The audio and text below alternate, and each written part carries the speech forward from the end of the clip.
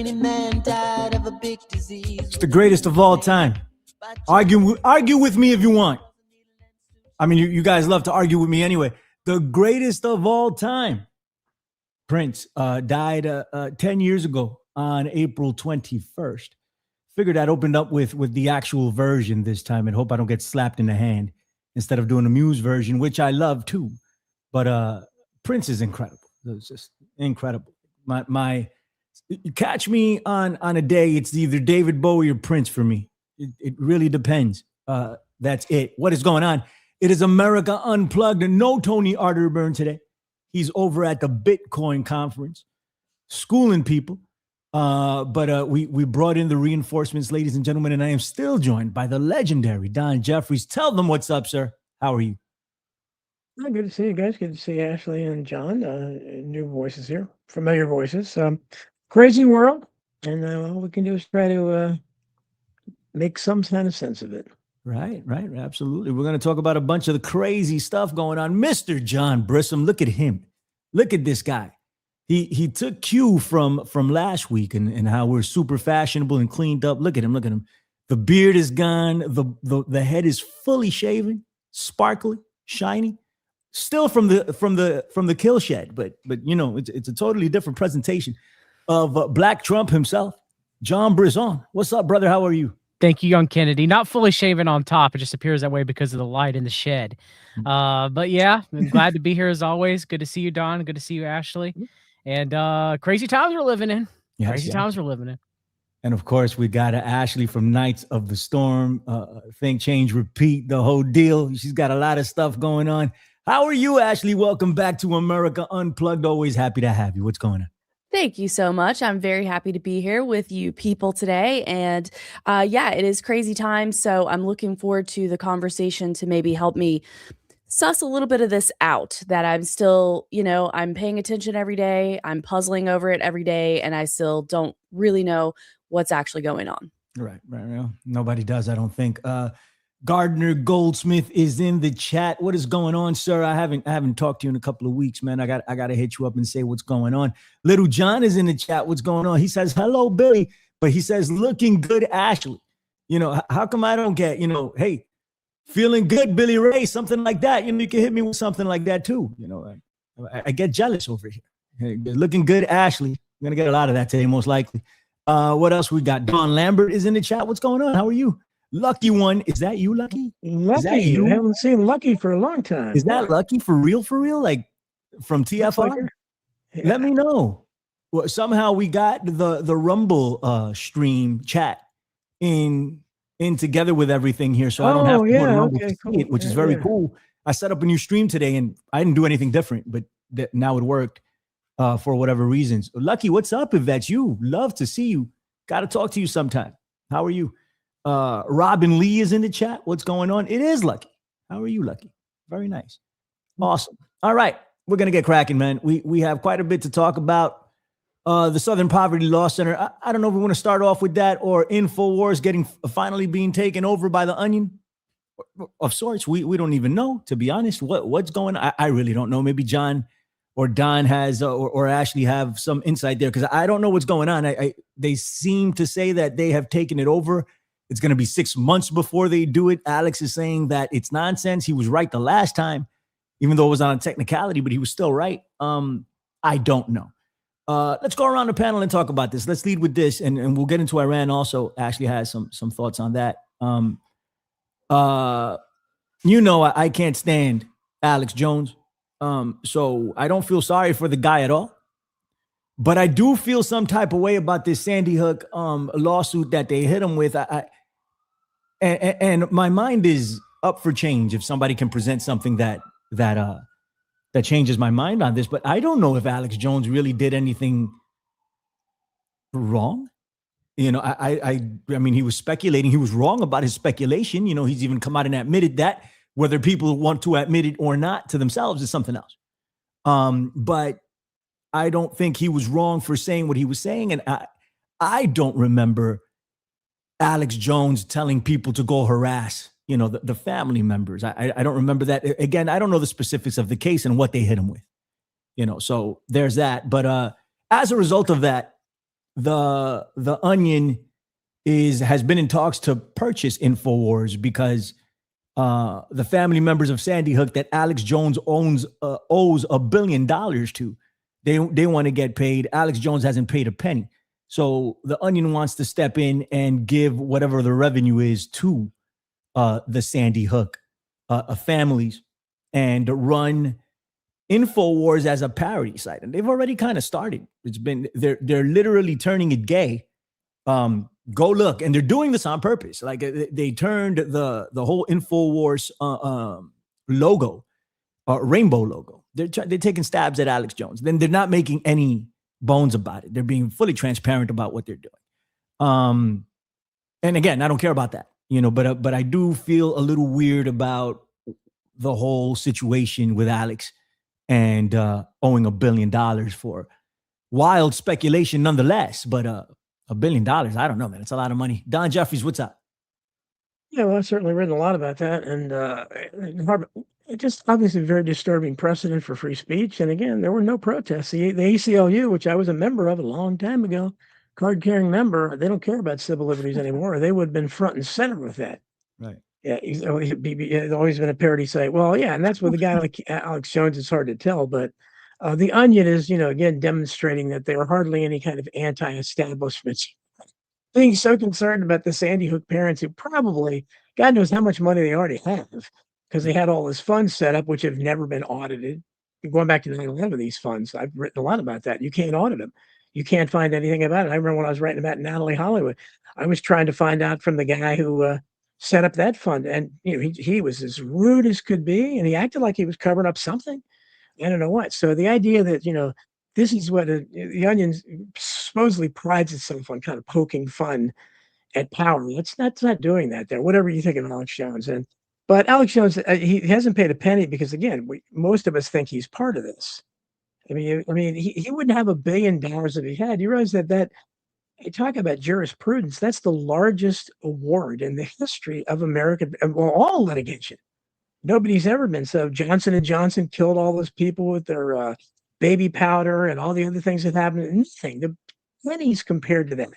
But Alex Jones questioning Sandy Hook, that was the most egregious thing in the history of our legal system, according to the wonderful jurors and prosecution that came up with this great decision. So Alex Jones has been awful for a long time. He became awful when Trump came on the scene. And then he just, stopped talking. But I would suggest his son, Rex Jones, if you see him, he's doing a lot of interviews now. And he sounds a lot like the old Alex. And he was talking the other day about how, this is what my dad used to talk about it back in the day. And he did. And I don't know what that means. But, this is obviously very, very disturbing stuff because it's the same thing with Trump. Whatever you think of Trump, and I certainly have a much more negative opinion Trump now than when I was a Trump agnostic, but again, that absurd, litigation against him was all ridiculous. That lawfare, you can't award some crazy woman that's completely out of her mind and doesn't even remember the year an alleged rape happened. You can't award her, for whatever it was, 20 million or whatever. You can't have a system like that because all of us are in danger. Because they could bring a woman, from 30 years ago with 40 years ago with me. And say, this was sometime in the 70s. I don't remember exactly when. And based on the Alex Jones precedent here. So it's terrible. Same thing when his assets, when he was, I've been a realtor since 1985. I've never met anybody that didn't brag about their assets and thought their home and everything was worth more than what it is. And you prosecute the guy for that, especially when the people that he was involved with testified for him and said, no, there were no damages. Nothing happened. They still find him like what? And he probably didn't pay anything either, just like Alex Jones did. But the precedent is set. So all these disturbing legal precedents, that's talking about Lincoln and FDR and people like that. When you set the precedent, then all of us are in danger. So when they did that to Alex Jones, the first that came for Alex Jones, I wrote an article once called that. And then it's you can't say this, and that's what we're seeing now. 37 states have passed some kind of law. Analyzing, making it impossible for a company, any kind of company with over like 10 employees or something, basically every employee, to say anything to urge a boycott of Israel. 37 states. That's very dangerous. And that's what we have now. We have this thinking where free speech is under assault as never before. So, as you know, I'm a free speech purist, and I may be the only one left in this country, but I'm going to still defend free speech as long as I can. Ashley, what's up? What you got? So this is something that I will be curious to hear what the rest of y'all think, because I felt like, now, Billy, I'm putting on my conspiracy hat here. Forgive me. But I felt like, isn't it weird that we see Alex Jones they're going after Alex Jones and they're kind of, in a way, deplatforming him. And we saw Candace Owens get fired from the Daily Wire, and we saw Tucker get fired from Fox News. And there were various kind of reasons for what transpired with them. But what we saw was, in my opinion, if you were making a rise of Mockingbird 2.0, then that is the precedent, because those are some of the most popular voices, along with Joe Rogan, in the alternative, the mainstream alternative space. So I thought that was convenient. I also thought it was convenient that, yes, like you said, did he actually do anything wrong? Yeah, I don't know.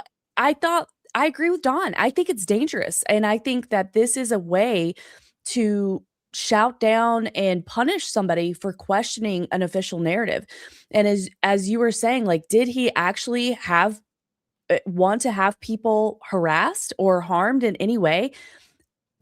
It's scary. So there are things that, and I'm not saying that all of those things are what happened, right, with a coordination of Candace, Tucker, Alex, but I just found it to be an interesting timing paired with someone getting one of the biggest punishments ever in regards to what seems to be a free speech issue. And I'm not sure. And I'm curious about how things are going to continue to play out for InfoWars, because even though he did get the major penalty of $1 billion and he was online crying and saying that they were going to shut him down, and here we are all these many months later and it's still operational. So I'm curious to see, is anything actually going to be happening there, or is this really the end for that? And then what does that mean for Alex Jones going forward? I think it's going to be about 6 months before we see anything, if it actually happens. And then Alex Jones is going to continue under a new name. I mean, the Alex Jones Show, not InfoWars. He's going to do his own thing. He's going to keep going. It's just he's going to lose the InfoWars brand. And again, I'm going to go ahead and plead ignorance on this, because I don't know the specifics. I don't know why they're doing this. I just, at first glance and on the surface level, it seems kind of off to me. But I don't know specifics about it. Now, as far as all the other stuff that Don mentioned about Donald Trump, he did all that shit. All of it. And there is documented proof of all the shit he did. Yeah, but it's not illegal. Nobody's ever been prosecuted. It's very illegal. A lot of the stuff that he did was very... Raping somebody is illegal. How do you prosecute somebody for that? Raping somebody is illegal. And the only reason it wasn't called rape... The year that it happened, that's a terrible precedent. Anybody could say that. The only reason it wasn't called rape is because there's a different standard for rape in New York. Anywhere else, it would have been called rape. What's up, John Brissom? Tell me what's going on. You're muted, sir. As far as the First Amendment is concerned and defamation in America, we have one of the strictest standards of proof for defamation in America because of our First Amendment. So you would have to prove, for example, that Alex Jones knew what he was saying was a lie, okay? And that he meant to propagate that lie. And then you have to go a step further in that he meant to propagate that lie for some sort of malevolent intent to inflict on, the specific parents of Sandy Hook, right? So you have to prove all of that before you can even get to, did someone defame another person, right? And I would say look, I'm no fan of CMP Alex Jones. I've made that well known throughout. We've read the documents. I've exposed him in I don't know how many streams, okay? But you still have to be able to prove those things for sure in a court of law, to a civil jury, to be able to prove defamation, right? Now, other countries are different. In Japan, if you actually tell something truthful and it harms a person, you could be held legally liable, which is crazy to me, okay? Now, I myself am a strong First Amendment advocate, I'm not an absolutionist. I think there are limits, like child pornography, for example, is a limit that I would, put forth. And actually, a lot of people get it wrong. You can't actually in a theater stand up and yell fire. That was not set as Supreme Court precedents. That was actually in a precedent. That was actually in a briefing that a Supreme Court justice, I don't remember which one, used in argumentation. So that's not even law. You can actually do that. Okay. Now the question again is did Alex Jones defame the Sandy Hook parents? I don't think there was strong enough evidence, and I've looked at all the evidence. I don't think there was strong enough evidence to say that Alex Jones was not a true believer that was presented in the trial to show that he had the purpose of intent of defaming them. I just there wasn't enough evidence for me. Now, is it capable that Alex Jones completely thought it was bullcrap and still spewed it out anyway for money and for ratings? Of course, but they didn't have internal documentation or testimony enough to prove that, in my opinion. Okay, that the settlement for $1 billion, which is the largest settlement of a defamation case against an individual in the world. Now, it isn't the largest case, Don, as far as settlements of corporations. They've been hundreds of billions of dollars. But the single defamation suit, Alex Jones is the largest at roughly $1.5 billion. And so the amount of money is ludicrous. Jones's lawyer was not good at all, like straight up horrible lawyer. And I do think will be used as precedent going forward to weaken our First Amendment rights and protection against reporting and what is defamation and what is not defamation. Okay, I'm pretty sure of that, and that is problematic. So yeah, I mean, do I think that the jury should have ruled against Alex Jones on this? No, I don't. Based off of what I've seen, I don't. I mean, you could convince me otherwise. Show me more evidence. That's what I've looked at. Right. Now, with the Onion situation, will they not? Like you said, Billy, Alex Jones is trying to frame it half naked that this is because Trump is now against him, and therefore this is directly from that. Well, that's awfully fast if that's the case. Not to say that can't be the case, but that's awfully fast as he's shirtlessly ranting in front of who was it? Harrison Smith? Harrison Smith sitting there scared out of his mind, bro. So to me, it's like, what are we doing here? Like what part of that's an act? Like Alex Jones, for all intents and purposes, is a comedic jester actor. Okay, let's be real. Now, part of it is he's also insane too. Okay, it's what part's insanity, what part's a jester acting. We can have those debates. All right. But definitely, I mean, what's going on? And I'm no fan either. Tim Heidecker from Tim and Eric Awesome Show, him doing his Alex Jones impression. Heidecker he's go back and watch Tim and Eric. A lot of it's Discordianism. It's not even funny. A lot of it is, I understand pushing the boundaries of comedy. I like stand-up comedy. You know that, Billy.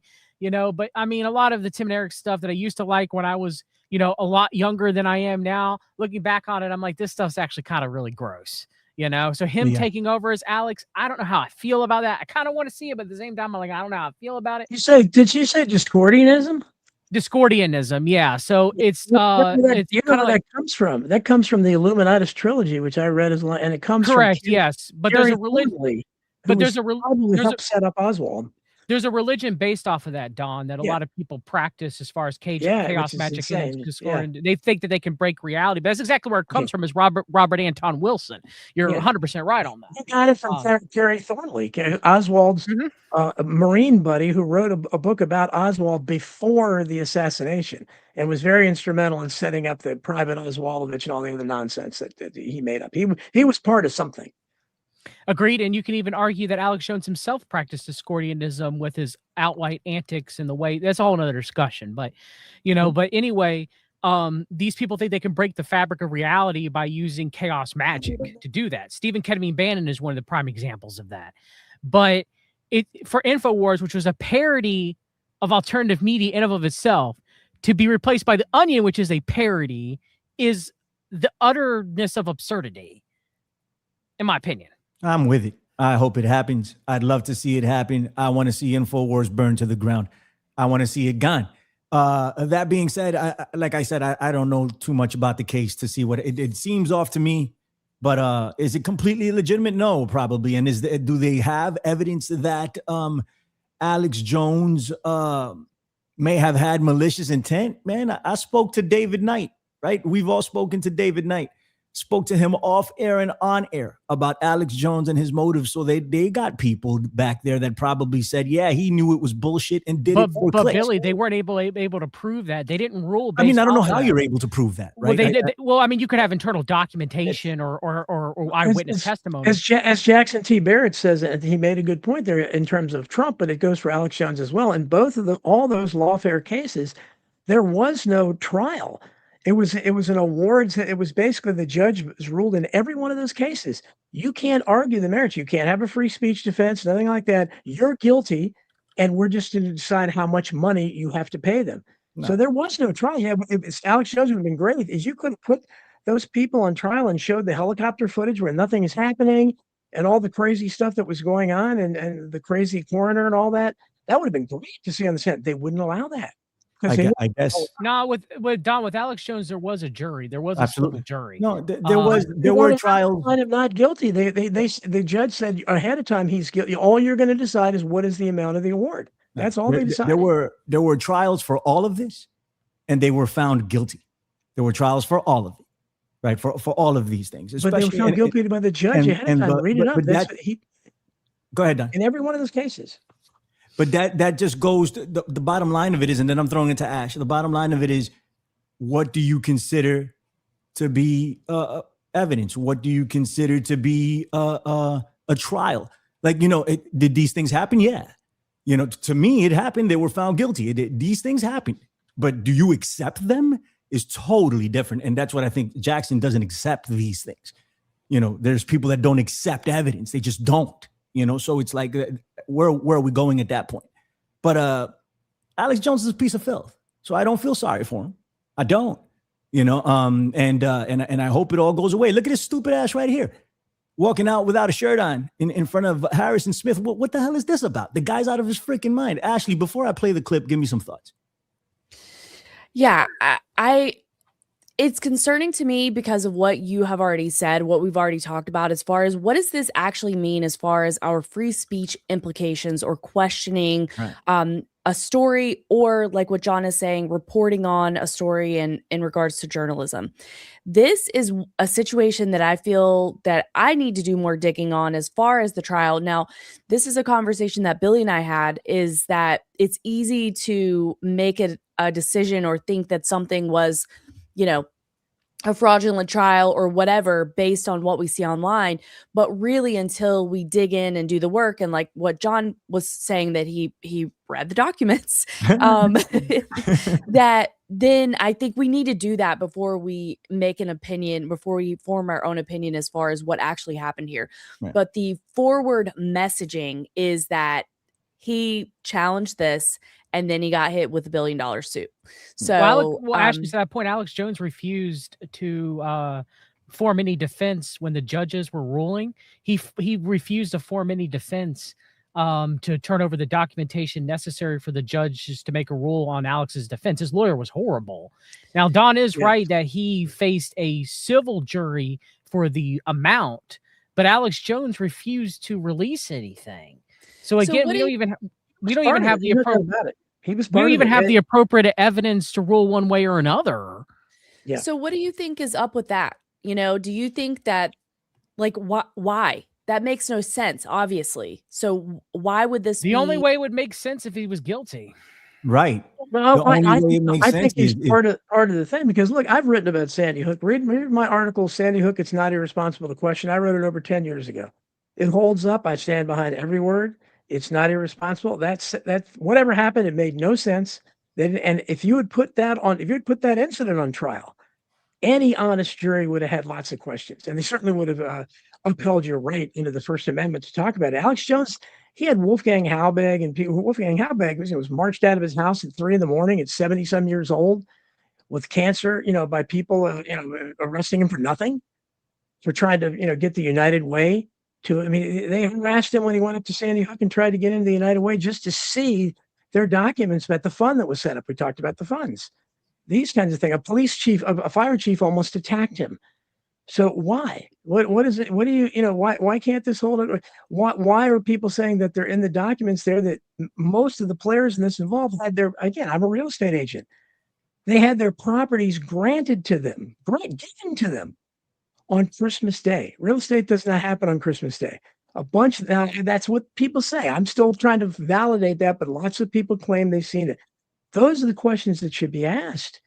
And why, they're just, again, I've studied enough to say, you look at that helicopter footage, that doesn't lie. That's not an opinion. That's not a conspiracy theory. It was taken during the time. You don't see anything. It looks like a day at the park. So just make that make sense to me. Because at that time, I don't think CJ was. I will say the real estate granting, Don, from what I know, that seemed to be an error with the county that Sandy Hook was in Connecticut, as far as updating real estate tax yearly. From what I've seen, I mean, some of the stuff can be explained. Not all of it. But showed me that it wasn't isolated to the people that were involved with Sandy Hook. And again, it was for everybody. They took it out of context. It was specifically for the Sandy Hook families. It was for the other people that lived in Sandy Hook as well too. Thank you. And a lot of this can be explained is whether or not you accept it. Right? Do we accept the explanations that we get? It's like, are we asking these questions? Yeah, we're asking the questions. We're getting back answers, but people don't accept the answers. So then we're stuck. Right? Because these questions are being asked and they have been explained, a lot of them. And then it's like, well, that can't be true. They've been explained Snoop style. But I mean, a couple of weeks ago, I had Dana Duda on my show, and she's done research on Candace Owens, and she claims and found that her father was in charge of the cleanup at Sandy Hook. So again, there's so many connections, and that was the main thing Wolfgang Halbig was trying to find out. Who was the company that did the cleanup? And they wouldn't let him know. And he has a right. This guy that's what he did for a living at one point. So just answer the questions. There's so many questions. And of course, it led to the Boston bombing and all. That's why we question all these things. Now, a lot of the people that don't question that, they certainly question Trump's alleged shooting in Butler, Pennsylvania. Do you recognize all the inconsistencies there? Because they hate Trump so much that, it had to be. And I think it probably was fake. It's the same kind of things you see in all of these cases. But Gabby Giffords actually was the one that started it, and her thing. And I've had Stephanie Sledge, when we can get her connection working. She's done great research on that. But we have to be able to ask, and even if it was irresponsible, all that stuff, you have the right to say that because it's a public event. You're not attacking your neighbor and making up and claiming he's a pedophile or something. You're questioning things that happen at a public event, and that happens all the time. And it should be allowed. So it's very, whatever Alex Jones is, I just think it's a terrible precedent set in terms of free speech.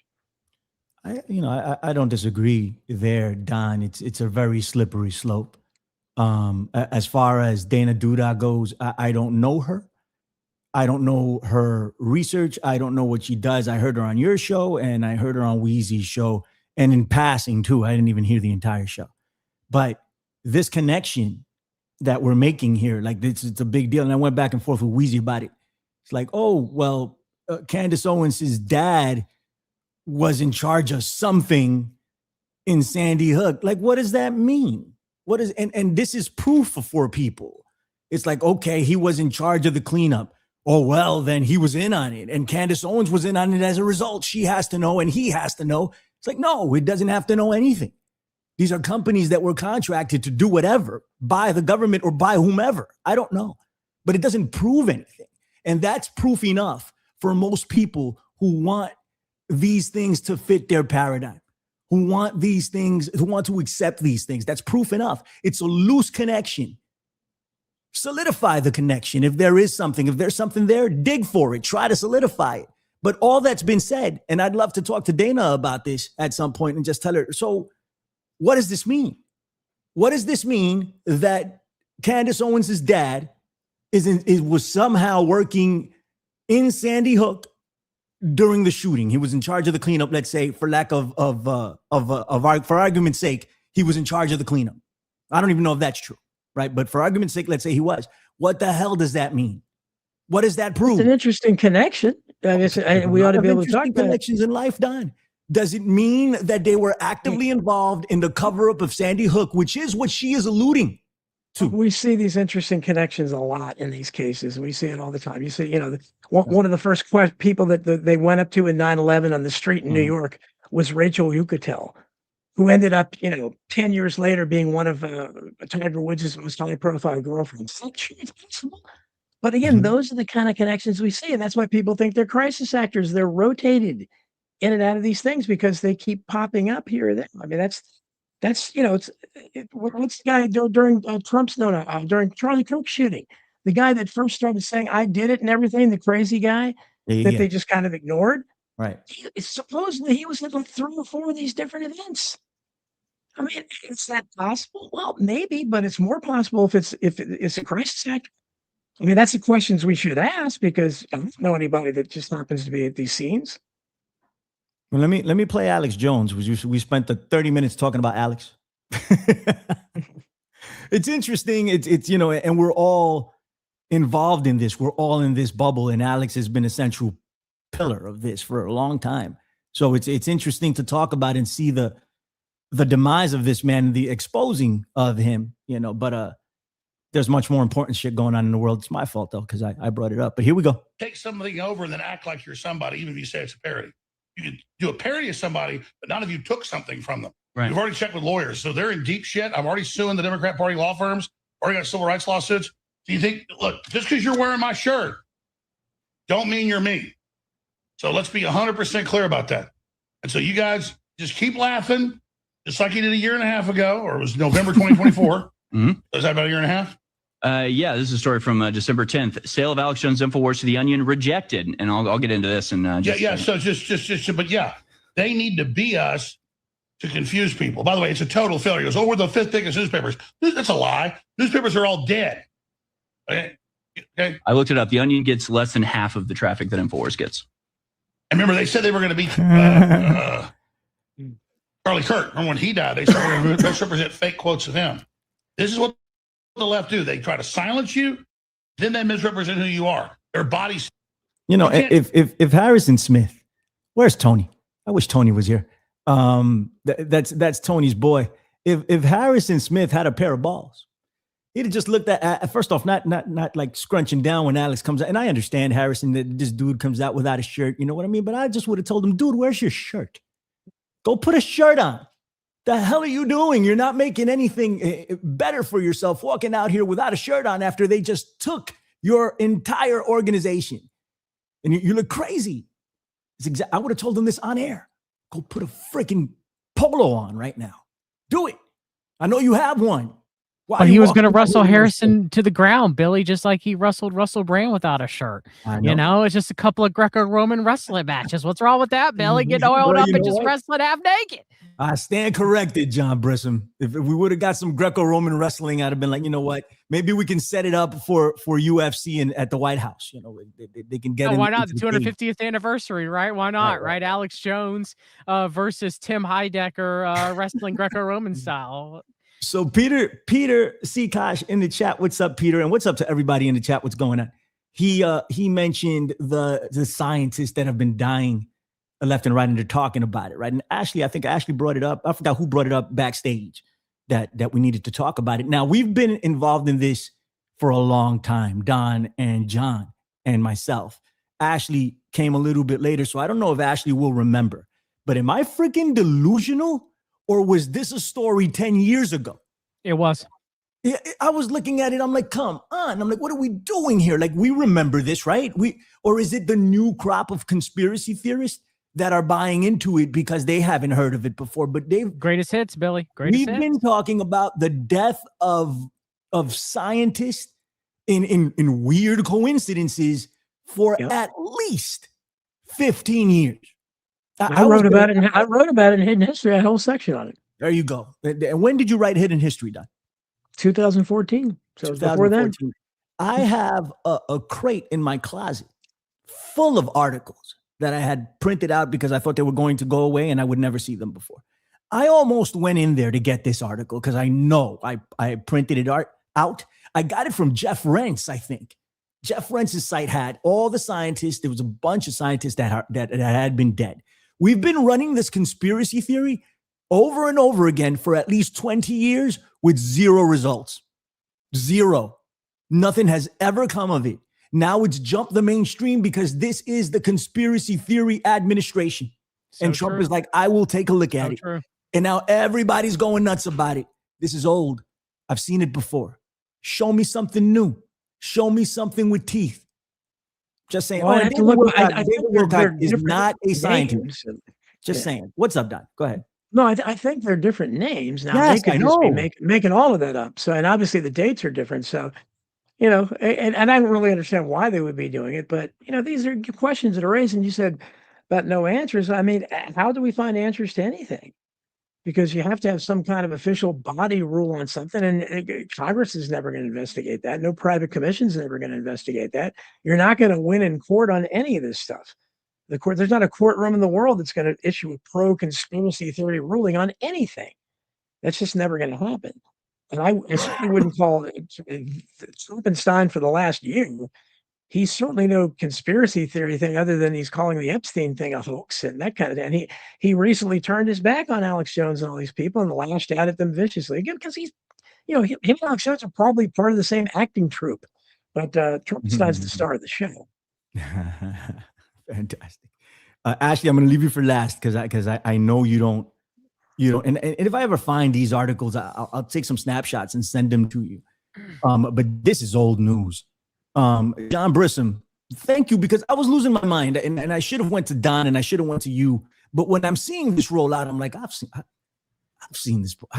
We've been talking about this forever. And the thing is, right, is like, are we ever going to get answers for this sort of thing? I think the question we need to ask is, are we ever going to get answers that are suitable to you? If the answer isn't suitable, are you going to accept it? And I mean, I'm talking in generalities here. Why did Alex Jones not present the evidence? Right? Either he was in on it, right? Or he did it with the Wiener laptop, did he? When we looked into them cops, Billy, remember being amplified by CMP Eric Prince, right? Remember? Right. I remember. I don't know if anybody else does, but I remember. We believed it, went in trying to prove it. I did. I believed it, everything about that Wiener laptop. And I remember sitting with John and we were sitting there and I was like, can we trace this back to its source? Where is this coming from? And I think we worked for several weeks trying to figure it out. And we did, And John finally got to it. And I was like, this is all bullshit. Like, and I believed it. We both did. We both did. Right. So without what's bullshit? I mean, the Hillary Clinton torching a girl on it, or did Anthony Weiner? Drip. Yeah, that was off of 4chan, complete straight up Discordianism, chaos magic, just to push that LARP. But on top of it, it was that the cops died because they had the proof and had seen the evidence on the Anthony Weiner laptop. We traced the individual cops, and we traced. Some of them didn't even die. Some of them were still alive. What are the odds of somebody named Weiner being the congressman to post pictures of his wiener? I mean, it's like Dwayne Carver and Sandy Hook, Florida. Dwayne Carver. Really? Oh my God. I mean, man. Yeah. Okay, we can't. I'm not saying he's not guilty of being a degenerate dog. Yeah, he's a piece of what filth, I'm saying is the narrative that was put forth by CMP Eric Prince right before the 2016 elections. Right. Okay. Of the police officers that died in mysterious circumstances, just like these scientists. I'll get to that in a minute. Right. Thank you. Okay. Some of them were alive. Some of them died on duty. One or two may have died from suicide, but some of them were years before the Anthony Weiner laptop had even occurred. Right. It was ridiculous. Right. And me and Billy 100% believed it. I believed it. 100%. And then I was like, wait, well, no, none of this is actually wrong. Let me tell you something, right? I'm glad you brought that up because everybody hits me with TDS, right? When I was talking all this shit about Hillary Clinton, no one said Billy has Hillary derangement syndrome. And I probably legit did. I blamed her for Trump winning because she's such a lifeless candidate. I was like, she's awful. She's the worst. I believed everything that these people were talking about the Wiener laptop. And then to a point that I was like, we got to prove this out because this is just people saying stuff. And John and I sat down and did it. That's part of the breaking out of this whole thing. I wonder if we could even replicate it now. I mean, we could probably look back and look at our text messages. Maybe. I mean, I would assume I they're still on my deleted all phone. that I stuff. still have my own If you phone, still but have it, that's fine. I'd have to look and see. But Right. I mean, it's the same with these scientists. Who built the list? UFO promoters on X. Right. Who pushed it? The Daily Mail, Boom. which is right-wing pushed. Okay. Who amplified it? Joe Rogan. Right. Why? Because Peter Thiel, for whatever reason, wants this to be pushed for Palantir and Anal Industries. I don't know exactly why. But when you look into the list, a lot of them are scientists. Right. And one of the deaths was a janitor. And I'm not saying the janitor may not have stumbled upon something, as Canary Cry Radio is talking about, maybe.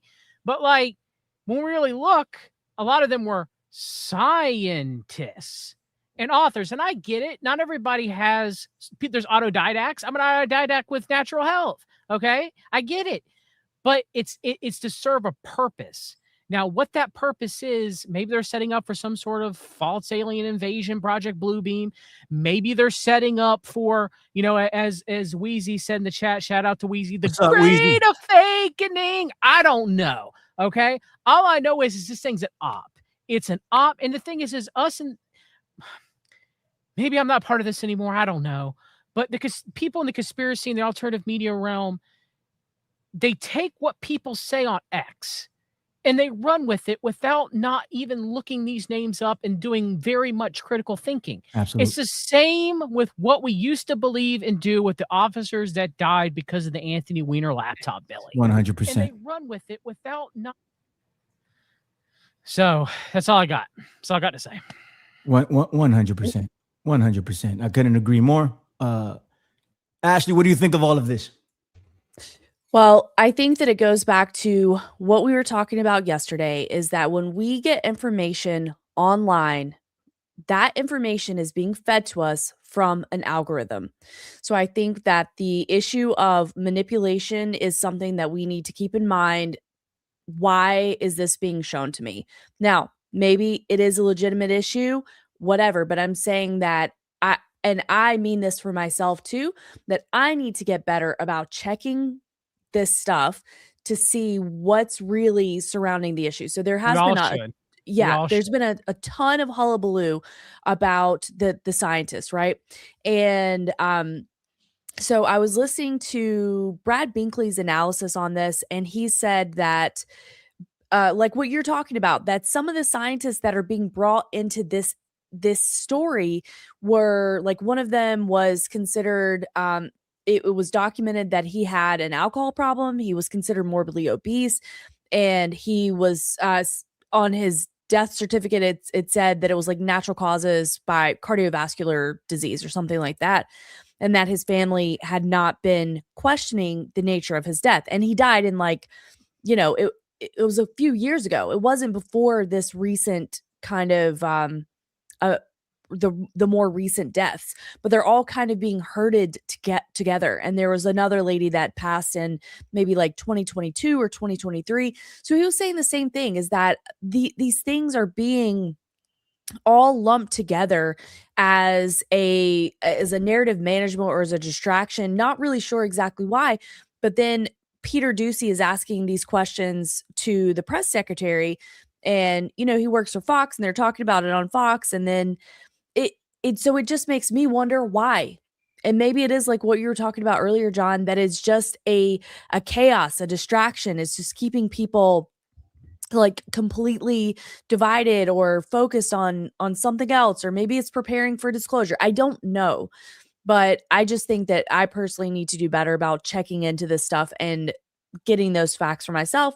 When did they pass? Is there any suspicion on the part of the family? And the overall picture is, why are we being shown this stuff? Like, why is it being promoted in the algorithm? Why are they talking about it on Fox? What does this actually mean for us, if anything? Well, to your point, Ashley, I didn't want to say let me get done in. Let me get done in. I want to go after God real quick and say one last thing. Oh, all right, say one last thing, and then we'll get done to close it out. Go ahead. No, I just want to say, in alternative media, we start realizing that when narratives are being spun around in X and on social media and stuff like that and everything, why are we not skeptical that these things are being pushed to us? why do a lot of people immediately buy it without looking at it and just run? Like, you understand what I'm saying? Like, Right. what if that's an op in of itself? Right. You know, like, and again, another thing too is most of, again, something you've always said, Billy, something you always talked about. We get most of our information from the news media, Of course. from the fourth estate. Right. Okay. And again, like, is that controlled or not? Like, what are we doing? And then on top of even that, like, they would not even have to report on it if they didn't want us to know about it. You guys understand that? Like, if why is this out there? And we have the disclosure movie coming out. We have David Wilcox's so-called or a suicide, or assassination, depending on who you believe. And it's being built around him for all these scientists and stuff like that. And David Wilcox was a true believer, nonsense driver, bullcrap artist and grifter. Absolutely. So this is where we're at, like, to me, I don't know. To me, it just seems like it's an operation, or it's natural and it's being driven by algorithms, and to what end to push, I don't know yet. And for people just to buy it hook, line, and sinker and not objectively look at it. And that's one of the main issues with, now since everybody, as Alice Bailey would say, is being initiated into the mysteries for the Great Awakening, the false Great Awakening. All right. Now everybody's a conspiracy theorist. Yeah. And that's a problem. Everybody is a conspiracy theorist. You're absolutely right. Don Jeffries, I'm going to give you closing thoughts on this, buddy. Go ahead. Well, I think, and I certainly understand, and there are so many disinfo artists out there. And, I come from the JFK community from decades ago. I was awake when very few of us were. We had a very small community then. Right. And even then you had disinfo agents in the midst. You have them everywhere. 9/11 was still within the UFO community. They're everywhere. So, and we don't know if they're just mistaken or they're being funded, like Cass Sunstein wanted to do. But my concern is that we end up saying we disprove this and that. And a lot of times I wouldn't trust anything that any establishment source says. They lie about everything. So if they tell me something's been debunked, I just assume it has not been debunked, because they have never told the truth about anything in my lifetime. But they're pushing this, Don. They're not debunking it. That's the issue. They're pushing it. The mainstream media is they're pushing it too. But when they say it's been debunked, it's not. So again, there may be elements. But they're not saying it's debunked. They're actively pushing it. Fox News, for example, is actively saying this is true and this is going on. They're not debunking it. They're agreeing with conspiracy theories that this is happening. Well, you're talking, I think, about the missing scientists. They are pushing that. But the problem is that what happens is when I think we run the risk of, again, understanding that these we are being run by mobsters who have less principles than real mobsters do in real life, than the mafia does. And they have no scruples about anything. They don't care about killing kids like real mobsters might, that kind of thing. We know they're cannibals, apparently, according to the Epstein files, unless that's all fake too, which maybe it is. But why do they want us to think they're cannibals? So these are horrible, horrible people. We know they've lied about everything from the JFK assassination. Well, before that, but let's just say JFK assassination on. They haven't told the truth about anything. They're not telling the truth about Charlie Kirk. It's the most recent example. So I just don't want us to get lost and say, well, okay, then because this and that means that, so-called conspiracy theorists are no good. People are conspiracy theorists because they have no power. People are sitting in their basements where they don't have a subpoena power. They don't have a big media outfit behind them. All they can do is speculate. Mark Lane wrote, when he wrote Press to Judgment, my mentor, my hero, when he wrote that in his introduction, he included the line, where because there's been no investigation of this murder of a president, the ground is ripe for speculation. And that's been the case ever since then. We're going to speculate. You're going to try to figure out, because that's all people do. But isn't informed speculation important, Don? There's difference between anybody can speculate anything using intuition, right? But isn't informed speculation better than just regular speculation? I'm not against informed speculation at all, but I'm against speculation for speculation's sake. That's kind of a subjective term. What is informed? I mean, they've studied something to come to this conclusion.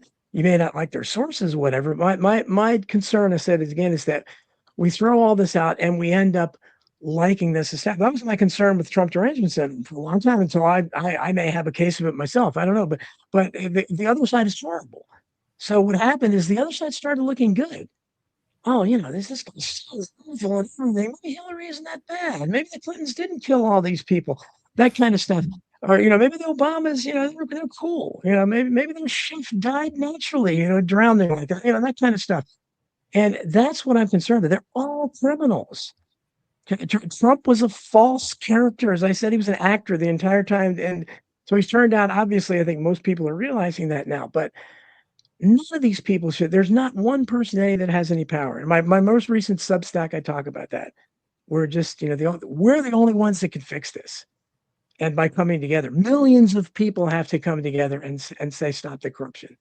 That's all. Because any kind of leader that gets corrupted, power corrupts. So that's all my, I don't, someone you say, well, this, that. Okay, I understand that. But the overall narrative is true, that these people are criminals. They're conspirators by any definition. They conspire all the time against the interest of the people, and they lie about it.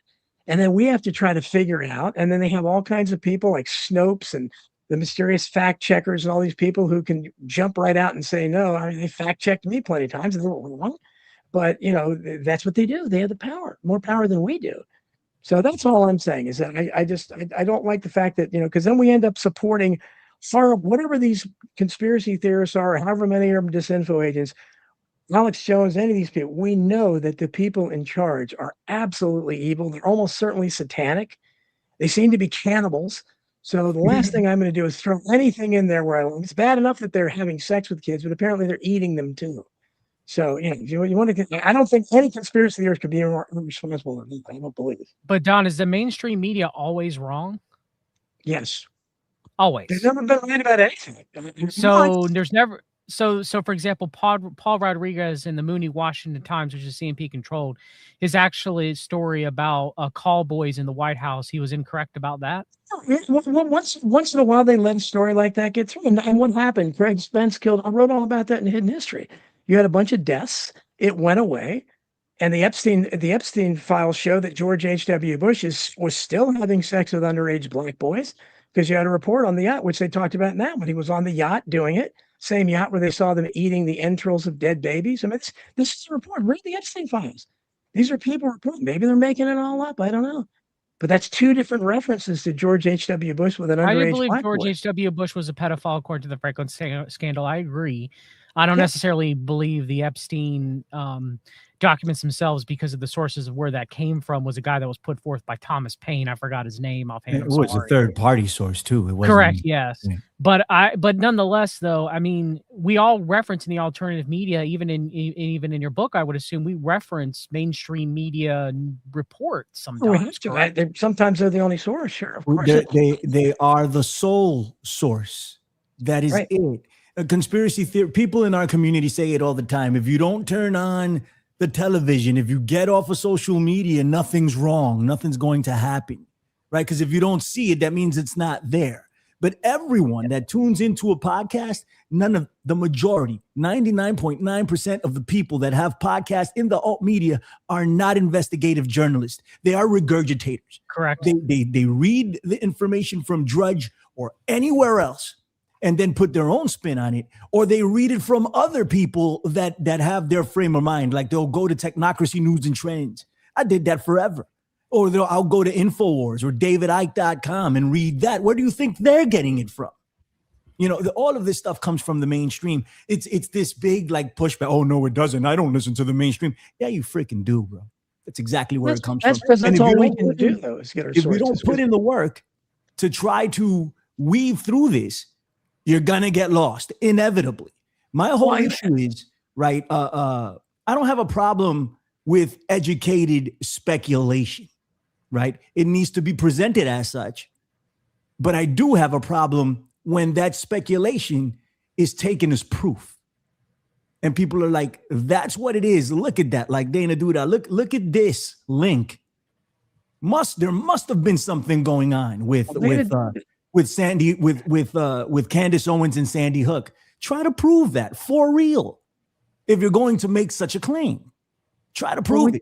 And this is the problem in the alt media. I'm sorry. Go ahead, Don, and then we'll get. When you talk about podcasters, all of us, any of you, Every one of my books, it's sourced in Peter Seacott. But Don, I consider you to be an investigative journalist. You've actually interviewed people, so we're not talking. Well, yeah, about that's right. But the problem is, I'm limited in what I can do because most of them, well, the we all vast are. majority, Me as an investigative journalist and interviewing people, they and won't stuff. they won't answer your calls. I mean, they're most Yeah, of the I know. time, if their phones have been disconnected almost every time. Very seldom. I mean, when I called Timothy McVeigh's father, and he actually answered the phone. It was very rude, but I had about 30 seconds maybe. He instantly knew where I was coming. No. He didn't want to, even though I'm trying to, hey, let me just send my son up. Not interest. Just like Seth Rich's parents want to sue you if you question anything about that. So because they're all in on it. I mean, apparently they've all been, bought off. But so there's only so much we can do. They're lucky they answer my emails. If you read American Memory Hole, you see, I was finally able to get a hold of the Todd Bergen, the Coast Guard petty officer, who gave an interview about JFK's junior's. But Don, but by you doing that, you're doing more than. Well, Billy's right. Me as an investigative journalist, and me investigating the finders and tracking down sources and getting documents and talking, that's gumshoe journalism, right? Yeah. Most of the alternative media ain't doing that. Most of them are just I know. regurgitating talking points from other alternative media sources, from algorithm news that they're being fed. And I'm not saying I'm not necessarily against regurgitators if they do inform speculation to the best of their ability. I don't have a problem with that. But the thing is the art of investigative journalism, as you well know, Don, is dead. Of course. It is. And that's why we're trying to fill the void, because we don't, if we had, there would be no need for any of these podcasts, except for I could maybe host a podcast about sports or entertainment or something. People you could do that, but fluffy stuff. But the only reason we do this is because we don't have journalists. We don't have a real Woodward and Bernstein. We haven't had it since they killed Dorothy Kilgallen. And after she was the only journalist investigating the JFK assassination. Nobody investigates this stuff. Tanny, that has the standing of a mainstream journalist. The Washington Post, the New York Times, they cover this up always, and they try to paint people like us kooks. But if they did their job, we wouldn't have to do it. I wouldn't have written any of my books because there wouldn't be any hidden history. The students would have told the truth. We have Wayne Manson with balls of steel. I'm not saying that everything he does is right. He's probably wrong 9 times out of 10. He is an investigative journalist. He is an investigative journalist. I remember I saw him outside of a 9/11 Truth rally years and years ago. You mean Wayne Madsen? Yeah. He definitely is an investigative journalist. And he rolled up to me and gave me his card. He's like, here. And it said investigative journalist on it. I have it somewhere still in my closet. He's done some good work, but he also, you could have talked to him about Trump, because he had Trump derangement syndrome for a real long time. He did. He was one person that was, look, I respect Wayne's work. I don't agree with him all the time. Me neither. But he was one that was on straightly, just like, if anybody, I won't call it Trump derangement syndrome, but he hated Trump. He hated Trump so much to the detriment of his own reporting. It's called Trump reality syndrome, ladies and gentlemen. Yeah, but it depends on how you frame it. Like, he was purposely being like as hateful as he possibly come, wishing death upon Trump, pretty much. So, should we be hateful towards pedophiles? Should we be hateful towards pedophiles? Wishing death in the manner of what he was doing, as a Christian, I can't. Should justice be done? Wishing death like that? I'm not for the death penalty.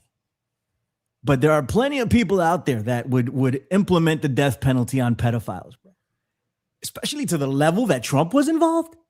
So if you hate pedophiles and you don't hate Donald Trump, there's something wrong. All I'm saying is the way that he conducted himself and the way he would yell in all caps paragraphs about how much he disliked Donald Trump.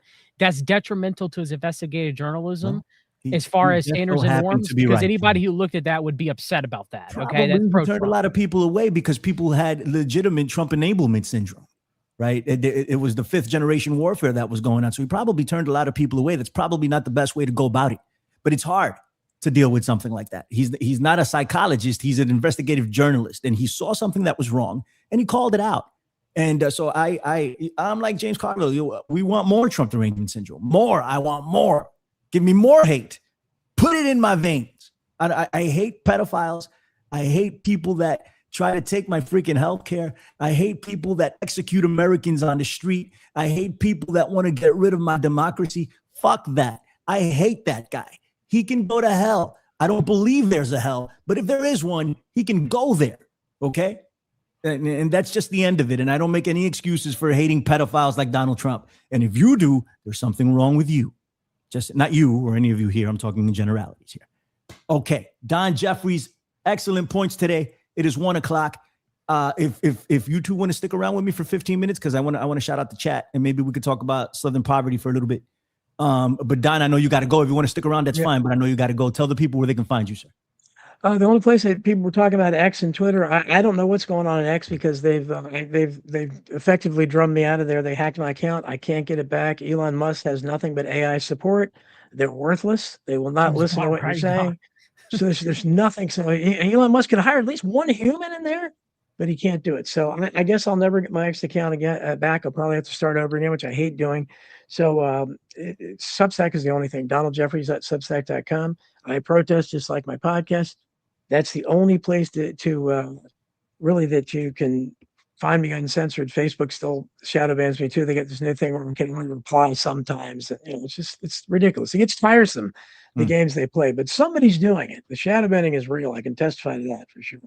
That is absolutely true, sir. Excellent points today. Thank you for having this discussion with us. It was a fantastic show. Are you going to be on with RB? No, not tonight. Not tonight. He's in the chat. I saw him. I don't know. Not tonight. I was on last Sunday, but most of the time I'm on Saturdays, but not this one. All right, buddy. Go get some rest. Okay, NFL thanks, draft. Place. I gotta Good hit seeing you up. you guys. Take care. Okay. I gotta hit you up about the NFL draft later. You tell me who to pick. What happened? Later, Don. Take it easy. All right. And for the record, if Donald Trump was dying, I would save him. Okay. I don't hate him that much. If something was wrong with him, like if he was on fire, I'd put him out. I'd drop some water on him. I might poke at him a little bit. You slowly do it until he roasts enough. Slowly. We got to make his skin legitimately orange. So, we'll do that for him. But yeah, I really, if there's a human being I don't like, it's that guy. And I think I've been vindicated as to why. So there's that. All right. Do we want to talk about the Southern Poverty Law Center, or do we want to just shout out the chat and get out of here? We have 15 minutes. Now let's talk about the SPLC real quick. I'm down. Okay, go ahead, buddy. So the Trump administration, with acting Attorney General Todd Blanche, brought a lawsuit against the Southern Poverty Law Center, indicating them of using various shell companies throughout the years to fund informants within various right-wing groups, including the KKK, including Unite the Right rally, including National Socialist Party of America, and etc. Right. And so they stated that they believe that the Southern Poverty Law Center is defrauding their donors because these people are going against what the Southern Poverty Law Center claims that they are against, which is to stop the spreading of hate, continuing to spread hate afterwards. It wasn't like they stopped being part of these organizations. Some of them were as high as the Grand Imperial Wizard, the KKK. Right. So that is what they are implying. Mm-hmm. Now, the SPLC did release a 2014 membership list for the Council for National Policy many years ago, and the CNP is probably still steamed off about that, I would assume. And I'm not defending the SPLC, but at least that might be some sort of reason why the Trump administration has gone after the SPLC specifically. Right. Okay. And you also have the back and forth of January 6th and the events of January 6th as well, too. They're using a claim as the reason why. Right. That's really what the case is. You guys have any thoughts? I mean, I'll talk about it later, but that's what we have. So no, absolutely. I'm gonna give it to Ashley. Was I wrong? Anything I said, Billy? Did I cover it? I don't think so. It sounded about right to me. Go ahead, Ashley. Yeah. So again, this is something else that we were discussing. So my biggest question is, what is the play here? So I think that John brought an interesting consideration, whether that is something to do with the CNP or whether this is what the Trump administration has been accused of quite a lot, which is going after their political enemies. Yep. And then, but really, I have more questions. So what is really the function of the SPLC? Like, they're supposed to be, standing against hate, basically. Do you feel that they were successful in doing that? Was this a placeholder organization? What, and what is the fallout here? do you think? I mean, I really don't know. And this is something, another issue that I need to do more digging in personally, but I have questions. I would say that if you're asking for my personal opinion, first of all, this has to be proved that they actively defrauded their Donors. their donors, that their Right. donors would not want this to occur. Now, they did shut it down, supposedly. It's argued of how when they shut it down. Tom Blanche says as late as 2022. We really don't know per se. We have to see the evidence of how it's presented in court. We'll have to see if the prosecutors have witnesses that the SPLC directed them to continue to do what they do within their organization, specifically for intent. The case is not cut and dry and can literally go either way. Now, are you asking me, every organization, for the most part, when it comes to investigating, would put forth informants, right? And you even see that in law enforcement, but it does skirt the idea, in my belief, of ethics when law enforcement use informants, for example, when they put police officers in as informants in criminal organizations, and the depths that the informants, even especially when they're police officers, break the law when they're deep undercover, right? Like, where's the moral and ethical line, right? And so the same thing could be said for the Southern Poverty Law Center. Where's the moral and ethical line of them using informants, especially like the Imperial Wizard of the KKK, that, was getting paid to give them information back? Well, they were still performing services of the Imperial Grand Wizard of the KKK, which would be spreading hate and radicalizing people, according to the SPLC, right? So again, like, where is the line for that? That's, again, but can you prove that that's defrauding, which is what the Trump administration is trying to prove, right? And so there's other issues as well too. I don't want to go too deep into it of whether it can be, specifically proven or not, of what the Trump administration, they have to prove malice on the behalf of the SPLC. But ethically and morally, I would say that it's wrong what they were doing. But I mean, legally, don't know yet. Depends on the evidence the Trump administration has. And again, they did convene a grand jury in the headquarters of the SPLC, which is Birmingham, Alabama, unlike the other grand juries that the Trump administration was bringing forth that were not in the areas of where they did the indictments. For example, if Comey, for example, was in, and it was not done in the manner that this was. So they had a grand jury of people from Birmingham, Alabama, to indict the SPLC with the evidence that they were shown. So that could mean the case could be more like built. Maybe. I don't know. We shall see. Right. Yeah. And so that's pretty much all I have to say on it. It could go one way. They could completely fall apart like all other ones have gone, or this one could have legs. I don't know. I think they're going to have a really hard time trying to prove this out, right? And my biggest issue is the way it's been painted. Jackson Barrett in the chat is the prime example of this.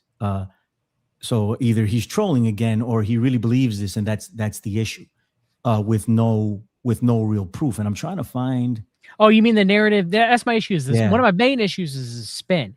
So the spin is everybody. What Jackson is saying right now. Everybody at Unite the Right was a Fed. Everybody at Unite the Right was a leftist. Everybody at Unite the Right, there was no genuine right-wing people there that just wanted to push National Socialism and neo-Nazi type beliefs. And that framework that it's all just leftist, subvertants is false. Straight up false. Okay. So, again, you did have Fed informant David Duke at Unite the Right, but no one's talking about that. So, I mean, that's the spin, is that this proves that there are no right-wing agitators and there's no right-wing true believers that just believe this stuff. It's all left-wing agitators and left-wing true believers that are getting paid to do all these things, which is objectively false. Right. It's bullshit. And this is what it's being, and this is how it's being presented by Todd Blanche, you know, without really, until he's pushed on it. Then he talks about the actual suit, right? He talks about the actual situation, that it's fraud that they're trying to get at. It's technicalities that they're trying to push at in order to push their agenda. You want to talk about lawfare? This is it. And what they did with Letitia James, whether you like her or hate her, it all fell apart for a reason. You know, James Comey, it all fell apart for a reason. They didn't have anything. So it's going to be incredibly difficult to prove this.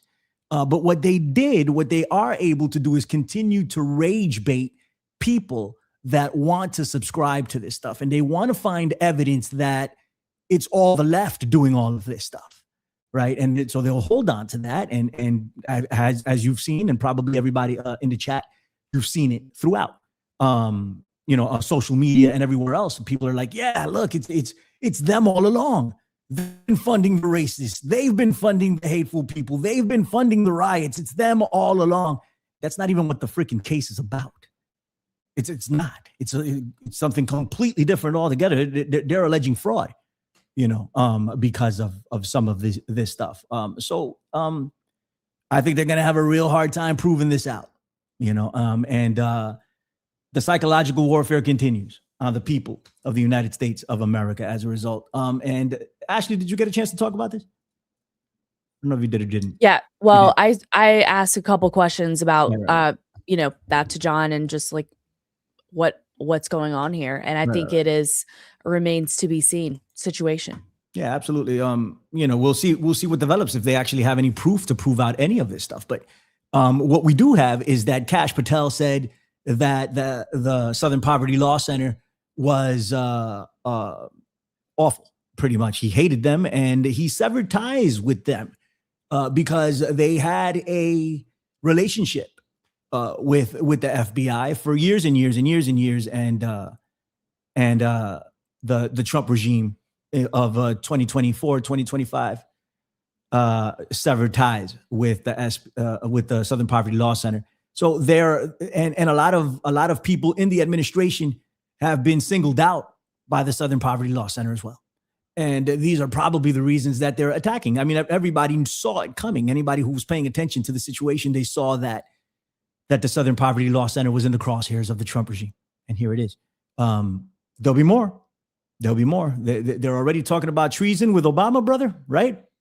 Yeah, Trump posted that about treason about Obama and Hillary Clinton. Right. And I just want to mention one thing about Unite the Right. One last thing is, it was a mixture and hodgepodge of true believer conservatives, alt-right members, white nationalists, whomever, in combination with, Fed informants and actors of all kinds, right? Like, you're never going to be able to parcel through what's what, and all sides try to label one side or the other as something. Right. Okay. And I just want to make that known, because it's just like January 6th and what was involved with all that. Mm-hmm. Everybody wants to paint at one side or the other, depending on what side you're in. When it was a mixture of different, you had people there that were MAGA. You had people there that were alt-right. You had people there that were just reporting on it. You had people there that were feds. You had, it was a mixture. And all side wants to point blame at each other instead of realizing that there's nuances in both instances. And I'm not excusing what happened at Unite the Right. And I'm not excusing what happened at January 6th. I'm just trying to be objective about it. Right. And I will say this, it's extremely disingenuous to point both January 6th and Unite the Right as all leftist Soros-paid informants. That's ridiculous. I agree 100. So we got 5 minutes and then we're getting out of here. Ashley has to go do Knights of the Storm and everybody else has to go live their lives. Tune in to Knights of the Storm today, 2 p.m. Eastern. Ashley's got a whole thing planned with Karen Carpenter. Shouts to Karen. Also, Wheezy should be going on at 5 p.m. So go tune into Wheezy's show, What is Truth podcast. All right. Let me go over shout out some of the people. I'm going to do the Apple reviews and then we're getting out of here. We'll do that in 5 minutes, I promise. Knights of the Storm, what's going on? How are you? Raybo is in the chat. What is going on? Hope you're doing well. Yona, what's going on? How are you? Jackson T. Barrett, what's going on, buddy? How are you? Harps is in the chat in fictional Australia. How are you? Skunk Hollow Rose Garden, what's going on? Bronx Stompers, what's up? How are you? Marco, what's going on? Thank you for being here. Birdhouse Blues, I love Japan. I love Japan too. I love Godzilla. I want to go to Japan one day. All right, what else? These are repeat offenders over and over. I know Karen was in the chat. Gart Goldsmith was in the chat. Bart Duper, what's going on? Bart, how are you? And I'm going to keep looking for a little more of my boy, Kenny Powers. What's up, Kenny? How are you? Always making me laugh in the chat. What's up? Peter Seakosh, how are you? How's he doing? Well, how's the guy doing? How is Twisted? I didn't see Twisted in the chat, but I'm going to give him a shout anyway. Colin Wysong, what's going on? Little John, what's up, Little John? Hope you're doing well. Bebe, what's up, Bebe? He's funny too. Bebe's pretty funny. Piper Fogel was in the chat. She asked me if I support Mockingbird Media. I don't, but I'm sure you and I can sit down, Piper, and all of your beliefs, I'll trace them back to the Mockingbird Media. I am 100% positive. Go to one of these betting sites. Go to Polymarket. Bet everything you got that I can do it because I can. All of you, all of your beliefs will push them right back to the mainstream. Then it's up to you to accept it. That's something completely different. All right, who else is in here? I don't know. Okay, whoever else is in here that I don't get to, we love you guys. Thank you for tuning in. We got about 75 people over at Rumble and 103 collectively across platforms on everywhere else. What's up? Okay, fine. I'm going to read these reviews. You guys are free to criticize, but please say what's up to the people that left the reviews. Okay, here's one. I'm here for the TDS support group. It says and this is Rain, apparently. It says, I believe Trump is an actor to the extent that his personality was manufactured for television long ago. The present buffoonery is an amalgamation of a lifetime of genuine evil, loosely veiled by the same manufactured personality, terminal narcissism, and hold on, there's more, terminal narcissism and the unchecked power of the presidency. I think that's 100% right. Welcome. How are you? Babylonian mystery school level intellect reflected there. And only thing I got to tell you is this isn't going to be a TDS support group. This is a TDS enablement group, at least from me. I am not going to do anything to veer you off from your path. I will just continue to feed information, truthful, factual information about this piece of filth. And that's not going to make it any better. Thank you for listening to America Unplugged. Ashley, say hello to them. Don isn't here. Tony's not here, but I'm sure they want to hear from you. So say what's up to Rain. Say what's up to who? To the Rain. Her name is Rain. Oh, Rain. Hi, Rain. Hello.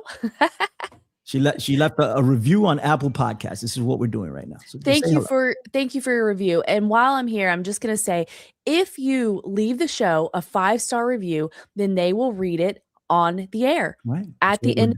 And the only subject that you're not allowed to talk about is Tony's dog Beans in a negative way. Otherwise, you can criticize the rest of the cast. So don't forget to leave a review.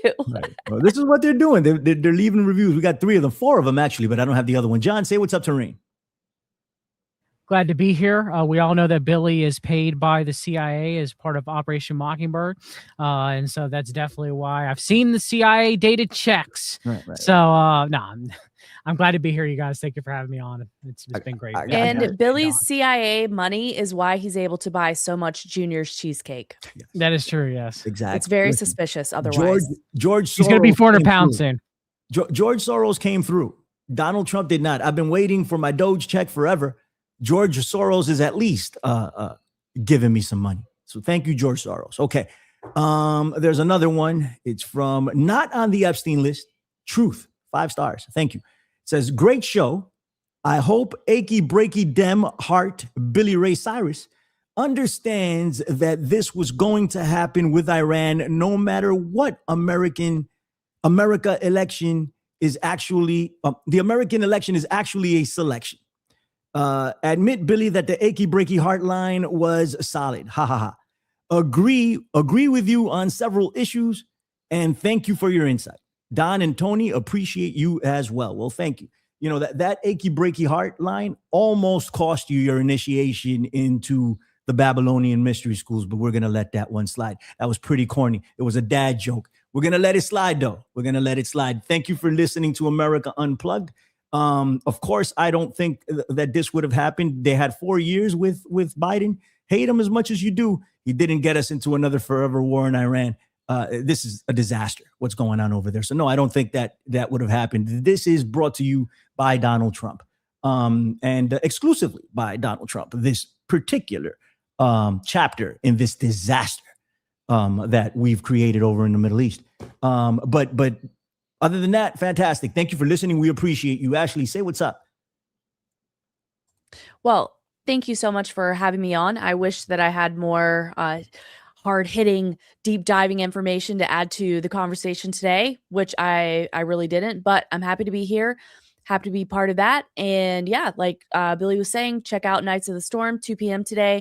And I started my own show, Think, Change, Repeat. So I've been going live on Thursdays.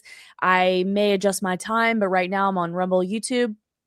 So feel free to check it out. Hit me up. Fantastic. And thank you for your appearance. It was awesome as usual. Thank you. Tune in to Knights of the Storm in a sec. In about 30 minutes. That's what I call a sec. You know when it is 2 p.m. Eastern. Go tune in over there. If you need to leave, Ashley, go ahead. I got one more review to do. And I'm forcing John to stick around for the next 10 minutes. You can leave if you wish. You can stay if you wish to. I'm good. I'll hang out. See how he treats me? It's very rude, John. I feel so bad for you. He doesn't have a choice in the matter. Okay, last one. Good to know I'm not alone. He said, I love the different views, all you have. Great team. Never miss an episode. But I beg you, Don, get a better microphone, please. Have you ever listened to yourself? The audio is terrible. But all are great together anyway. Okay, well, thank you so much. I'm defending Don here. Yeah. The microphone brings a certain boomer aesthetic that is desperately needed with all us millennials here and Gen Xers. Okay. So I'm defending Don and his mic. I'm defending it. All right. To the death. Good.